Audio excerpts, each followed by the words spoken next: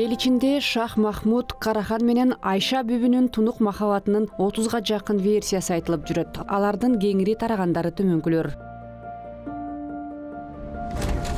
Уламыш боюнча орто кылымдарда жашаган Шах Махмуд Карахан өзүнүн душманы болгон Зеңги бабанын бакма кызы Айшага ашык болуп калат. Айша дагы Караханды чын дили менен берилип сүйөт. Согуш маалында Шах Махмуд кезектеги жүрүшүнөн убадалаган мезгилде Айшага келе албай калат. Айша атасынын каршылыгына карабай бакма энеси Бабажа Айым жана 40 кыздын коштоосунда Шах Махмудду издеп Таразга аттанат.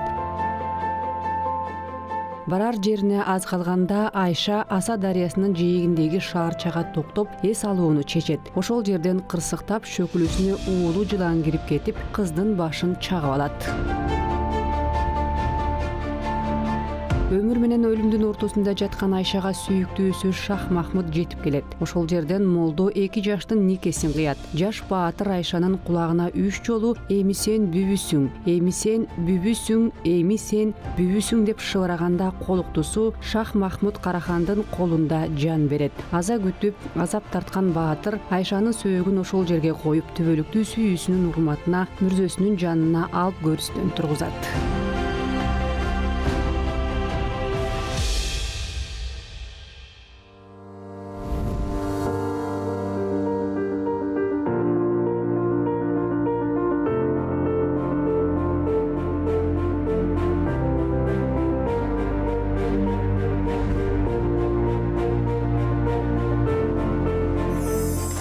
Бүгүн биз Таразга келдик. Бул байыркы шаарда бир топ атактуу архитекторлор жана куруучулар жашап өтүшкөн. Муну бул аймактын архитектурасынын бермети саналган күмбөздөр айгинелеп турат. Уникалдуу курулмалардын орто кылымдардан бери биздин күнгө чейинки баштапкы калыбында сакталып калган ар бир кышы таң калтырат.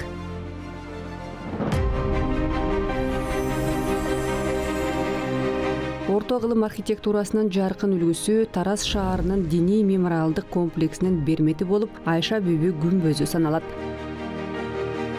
Ал Тараз шаарынан 18 чакырым жерде Жамбыл кыштагында жайгашкан. Бүгүнкү күндө Айша бүбүгө тиешелүү эч бир тастыкталган илимий маалымат жок. Ал эми уламыштарда Айша бүбү төмөндөгүчө сүрөттөлүп айтылып жүрөт.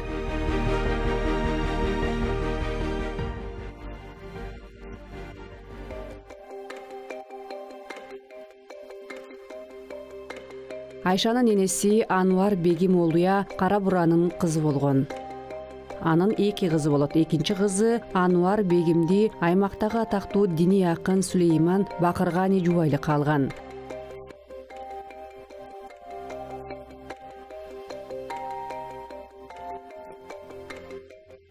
Айша төрөлгөндөн кийин Сулейман Бакыргани көз жумуп, энеси Ануар Бегим экинчи ирет турмушка чыгат.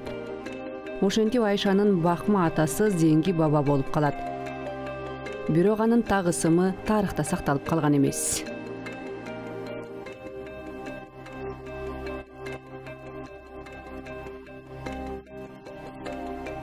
Айша бүбү менен Карахандын махабаты тууралуу уламыштарда Зеңги баба Шах Махмуд менен душман болуп, ошол себептен 2 жаштын сезимдерине каршы чыгып, өз батасын бербегени айтылат.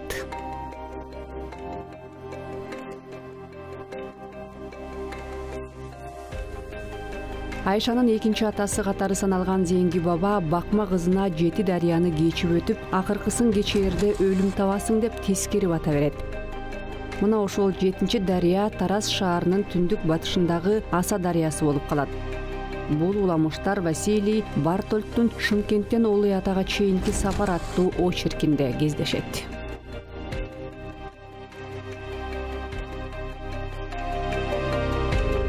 Күмбөздүн өзүндө Айша бүбүнү жылан чагып алганы тастыкталган белгини көрүүгө болот. Алдыдан кире беришин карасак, кыздын жылан чаккан учуру тууралуу айтканда ортодо жоогазын, табигый жапайы гүлдүн элеси, айланасында ар тарапты караган жыландын уулуу баштары тартылган. Мындай белги менен сүрөттү кире бериштеги түркүктөн көрүүгө болот. Бул күмбөз Казакстандагы жана жалпы Орто Азиядагы бардык 4 дубалы оймо чийме түшүрүлгөн кыш менен капталган жалгыз эстелик. Ошол себептен изилдөөчүлөр Айша бүбү күмбөзүн казак элинин байыркы олуялары сакталып калган музей деп аташат.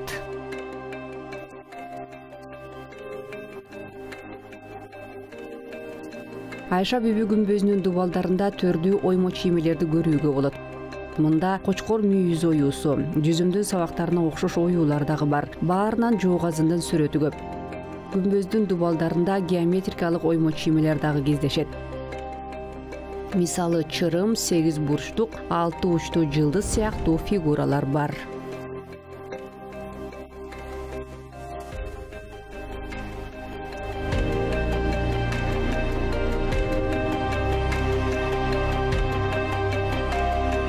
Бетиндеги керамикага араб тамгалары менен күч булуттар, керемет жер деген табышмактуу сөздөр чегерилген. Күмбөздүн курулушунда уникалдуу конструкциялар колдонулган. Имараттын ичи, сырты бышкан кыш менен беттелген. Ошол себептен дубалдары бекем. Мындан дагы бекем болсун үчүн камыш менен ылай салынып, жер титирөөлөргө туруштук берсин деп жыгач устундар пайдаланылган. Бул устундарды орто кылымдагы арматура деп атасак болот. Тилекке каршы биздин күнгө чейин Айша Бүбү күмбөзүнүн бир гана дубалы толук сакталып калган. Имараттын орто кылымда тургузулган арткы бети гана аман калган. Каллаурдун изилдөөлөрү дагы муну ачык көрсөтүп турат. 1871-72 жылдары Кауфмандын альбому жарыкка чыккан. Фотосүрөттөрдө имараттын арткы бети гана сакталып калгандыгын көрүүгө болот. 1979-1985 жылдары тарыхый эстелик оңдолуп түзөлүп, орто кылымдык имарат ар түрдүү таасирлерден айнек менен корголгон. Бул маанилүү демилгенин артында ошол учурдагы Казак ССРнин маданият министринин орун басары Өзбекали Жанибеков турган. Андан кийин кезектеги оңдоп түзөө иштери 2002-2004 жылдар аралыгында жүргүзүлгөн. Орто кылымга таандык күмбөздүн батыш тарабындагы дубалы толук сакталып калган. Ошол себептен чыгыш, түштүк жана батыш тарабындагы дубалдары калыбына келтирилген. Реставраторлор имараттын төбөсү кандай болгон деп көп ойлонушкан. Акыры уламыштарга таянып, Айша Бүбү колуктуу болгондугун эске алуу менен төбөсүн шөкүлөгө окшош учтуу кылып тургузушкан. 2004 жылдан кийин бул жерде дагы бир жолу оңдоп түзөө иштери жүргүзүлдү. Чатырдын үстүн алмаштыруу, кышты жаңылоо сыяктуу маселелер каралган. Айша Бүбү күмбөзүнүн жанында Бабажа Хатундун күмбөзү турат. Бул адам тууралуу дагы так маалымат жок, бирок уламыштар айтылып жүрөт.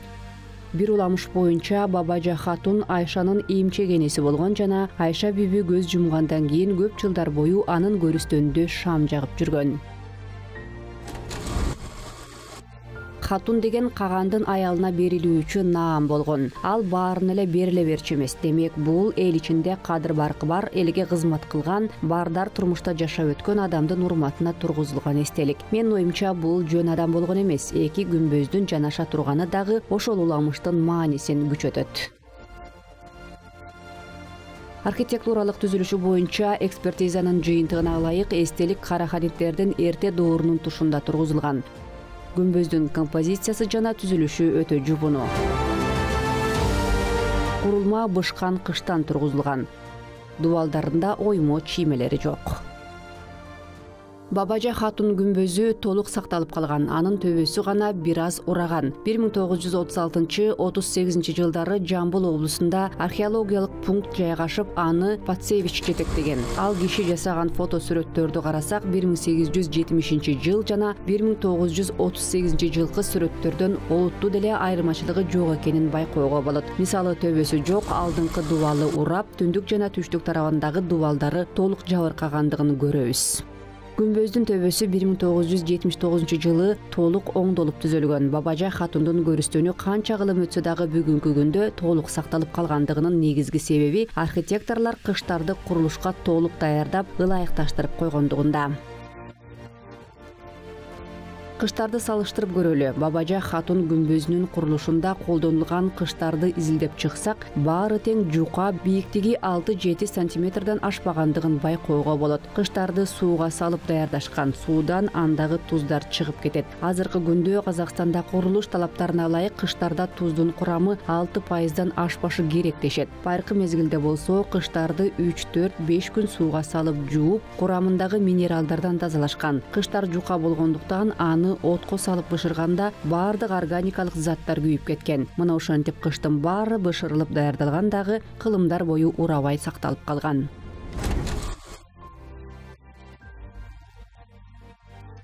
Кызыгы Бабажа хатун күмбөзүндө түрктөр менен Кавказ элдеринин архитектурасына мүнөздүү элементтер бар. 16 кырдуу барабанга 16 кырдуу мунарага орнотулган. Жасалма терезе, жасалма гүл түрүндөгү оймо чиймелер бар.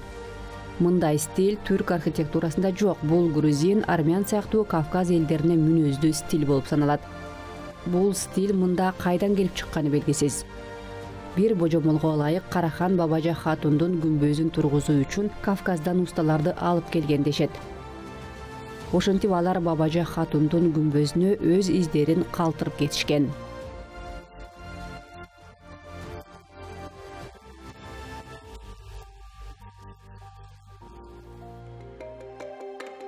Күмбөздүн алдыңкы бетинде наск оймолоп жазуу ыкмасында түшүрүлгөн тексттин бир бөлүгү сакталып калган. Андагы сөздөрдү окумуштуу Василий Бартольд изилдеп чыккан. Анда бул чоң даражалуу Бабажа хатундун көрүстөнү деп жазылган. Тексттин калган бөлүгү курулуштун жүрүшүндө жок болуп кеткен.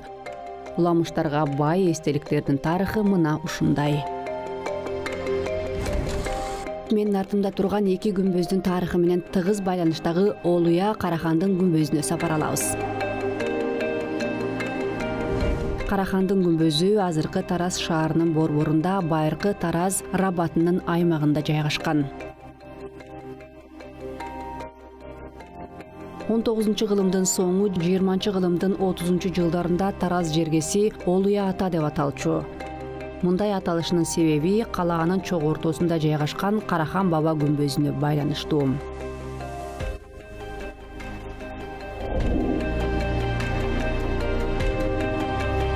Биз азыр Олуя Карахан күмбөзүнө келдик. Ал Карахан династиясынын өкүлдөрүнүн биринин көрүстөнүнүн үстүндө тургузулган. Бул байыркы эстеликтин тарыхына байланыштуу бир нече версия айтылып жүрөт.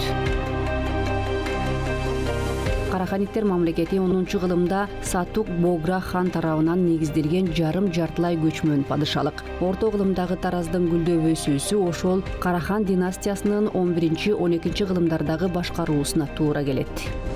Тарихта Карахандык деген атоо дейгизген. Карахандын ысымын тарыхта орус окумуштуусу Василий Григорьев киргизген. Ал 1874-жылы Карахандын тарыхын изилдеп жатып, ошол хандыктагы Карахан деген даражанын негизинде бул мамлекетти Караханиттер мамлекети деп атаган. Негизи буга чейинки тарыхый булактарда орто кылымдардагы араб булактарына кайрылсак, аларды Караханиттер эмес, Афрасиап, Кахания башкача айтканда Афрасиаптар мамлекети деп аташкан. Байыркы Тараз калаасында дыйканчылык өнүгүп, суга тутуму жолго коюлган. Бул калаа Сатук Богра хандын уулу Шах Махмуд Кадыр Карахан бийликке келгенден кийин Караханиттер мамлекетинин баш калаасы болуп калат. Ошол тушта Шах Махмуд Карахан Тараздын инфратүзүмүн абдан жакшы жакшыртып өнүктүрөт.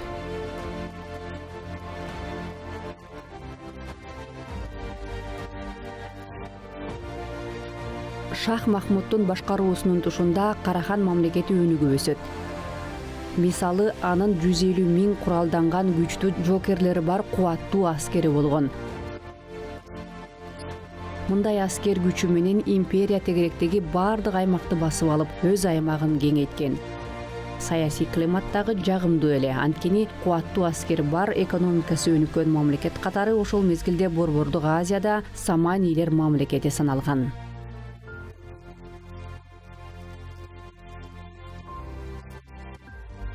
Мындан тышкары Тараз шаары Шах Махмуд Карахандын тушунда толугу менен ислам динине өтөт. Шах Махмуд Карахандын тушунда мамлекет ислам динине өтүп, башчы башка бардык диний ишенимдерге тыюу салгандагы исламды империянын дини катары жарыялайт.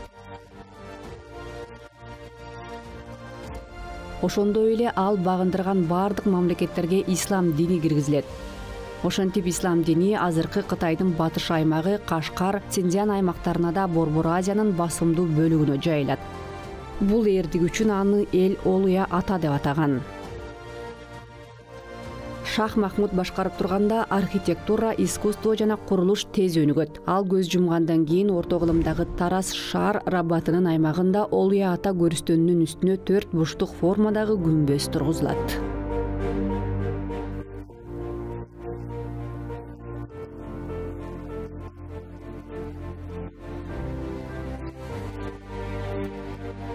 Ошол замандагы архитектор усталар өз ишин мыкты билген чеберлер болушкан. Кызыгы менин артымда турган Карахан күмбөзүнүн түп нуска көрүнүшү таптакыр башкача болгон.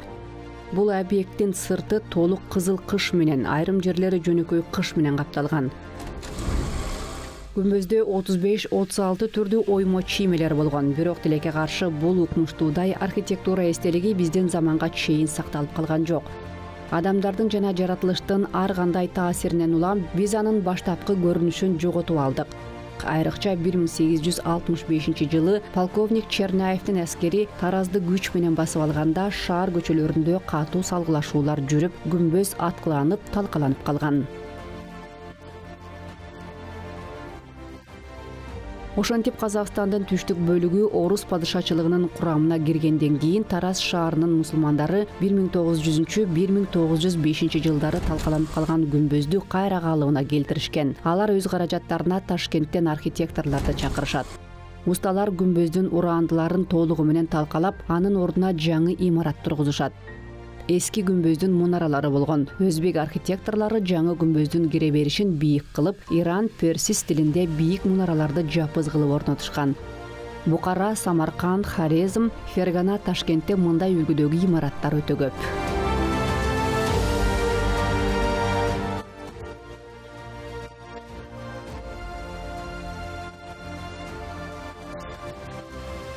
Карахан күмбөзүнүн түп нускасы түрк архитектурасынын стилинде тургузулгандыгын белгилей кетүү керек. Анын сырткы бети ошол мезгилде түрктөр тарабынан киргизилген трендке ылайык кызыл кыш менен капталган эле.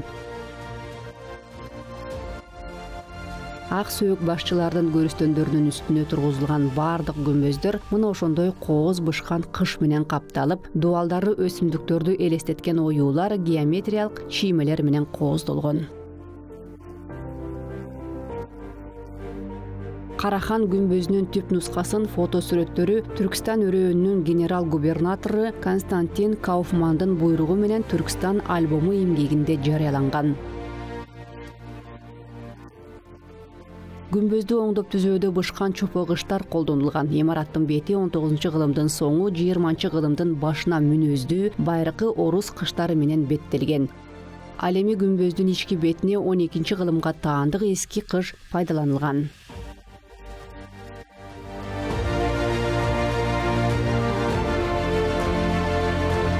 Карахан күмбөзүнүн кыштары Айша Бүбү күмбөзүнүн кыштарына өтө окшош. Анткени эки күмбөз тең бир тарыхый доордо курулган. Карахандын көрүстөнү кабыр жайгашкан борбордук бөлмө, бурчуна тепкич орнотулган бөлмөлөрдөн турат. Төбөсүнө чыгуучу тепкич турган жерде күмбөздүн баштапкы курулушунда колдонулган бышкан кыштын 8-9 кесиги сакталып калган.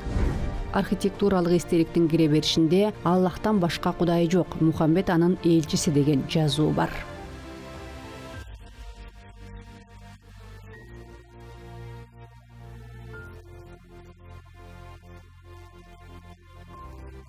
1973 жылы Совет мезгилинде Казакстандын бийлиги бул күмбөздүн көрүстөнүн ачып, андагы адамдардын сөөктөрүн изилдөөгө уруксат беришет. Атактуу казак археологу академик Карл Байпаковдун айтымында мөрзөнү ачканда ичинде адамдын сөөктөрү жок болуп чыккан.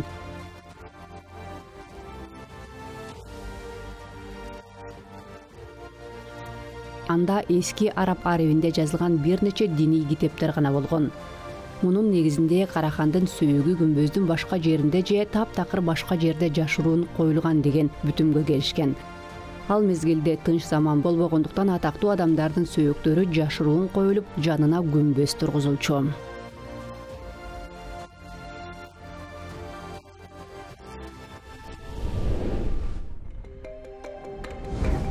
Айша Бүбү күмбөзүн казактын Таж Махалы деп айтсак аша чапкандык болбос. Канча кылым өтпөсүн ал азыркыга чейин аруу махабаттын эстелиги болуп сакталып келет. Ал эми Айша Бүбүнүн жанында жайгашкан Бабажа Хатун күмбөзү достук менен камкордукту, Олуя Карахандын көрүстөнү болсо марттык менен бектикти чагылдырып турат. Бул тарыхый эстеликтер казактын руханий байлыгы, жалпы улуттук ыйык объектилер болуп саналат.